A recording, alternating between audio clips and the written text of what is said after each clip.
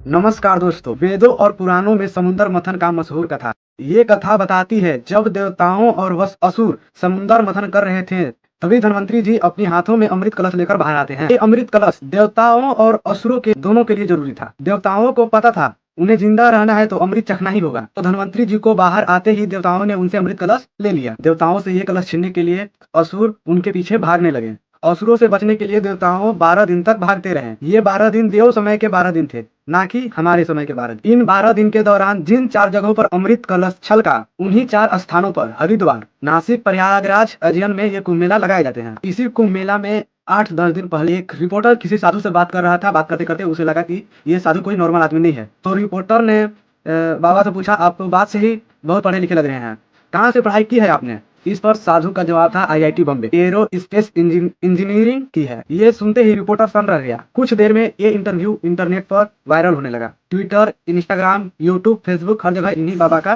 चर्चा होने लगा। पिछले 10-12 दिन पहले इन बाबा को कोई नहीं जानता था, और आज ये बाबा इतना पॉपुलर हो गए हैं जितना हजारों कंटेंट क्रिएटर कई सालों तक वीडियो बनाने के बाद भी पॉपुलर नहीं हुए। आईआईटी वाले बाबा इतने वायरल हुए हैं तो उसके पीछे कई सारे रीजंस हैं।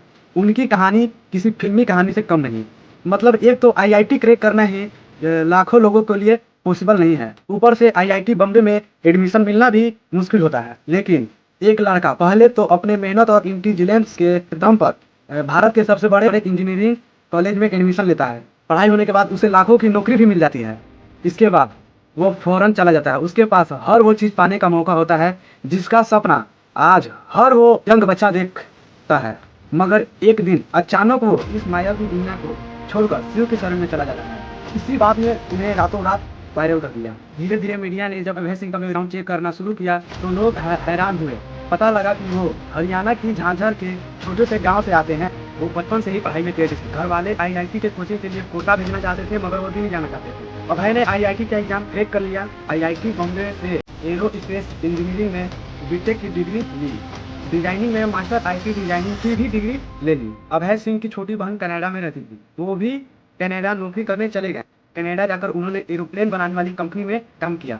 उन्हें पर मंथ 3 लाख सैलरी भी मिलने लगी। जिस टाइम वो कनाडा में नौकरी कर रहे थे तभी लॉकडाउन लग गया। अभय सिंह घर में कैद हो गए। उनका शुरू से ही अध्यात्म में इंटरेस्ट था। लॉकडाउन के बाद उन्हें अपने और अपने जिंदगी के बारे में सोचने का वक्त मिला। तब तक कनाडा में अपनी जॉब पर उनका मन उठ चुका था। लॉकडाउन खत्म होने पर वो भारत आ गए। भारत आने पर उन्होंने फोटोग्राफी की। वो हरिद्वार से लेकर केरल और उज्जैन से कुंभ तक ऐसे कई जगहों पर घूमने गए।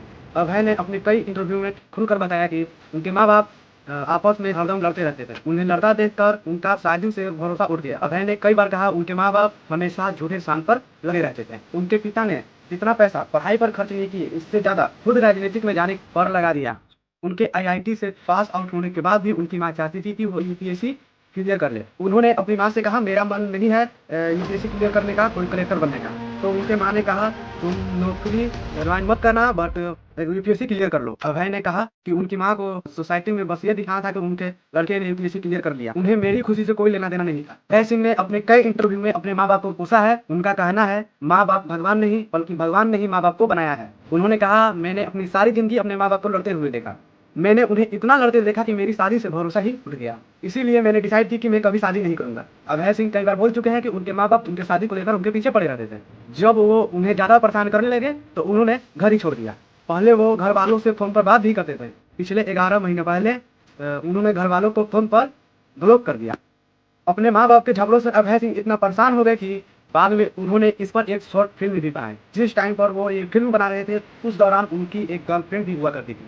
वो 4 साल तक साथ रहे, मगर फिल्म बनाने के टाइम उनकी गर्लफ्रेंड को लेकर उनकी फीलिंग खत्म हो गई। उन्होंने ये बात अपनी गर्लफ्रेंड को भी बता दी कि मुझे तुम्हें लेकर कोई फीलिंग नहीं रही। इसके बाद अभय सिंह अपने जीवन का मकसद ढूंढने साधु संतों के पास गए। उन्होंने बताया वो काफी समय तक सदगुरु की ईसा फाउंडेशन आश्रम कोयम्बटूर में भी रुके और वहां पर साधना की। इसके अलावा वो अलग अलग जगह पर जाकर साधना और तपस्या की, क्योंकि ऐसे तो पहुंचे हुए साधु महात्मा किसी को शिक्षा देते नहीं। वहां जाकर उन्हें दिखाना होता है कि वो सच में अपनी धुन के पते हैं और उनकी नीयत साफ है। वो सचमुच में कुछ सीखने के लिए निकले हैं। अभय सिंह ने जब ये परीक्षा पास की तो उन्हें सन्यासी का नाम दे दिया गया। शिव की शरण में जाते ही उन्हें जिंदगी का मकसद मिल गया।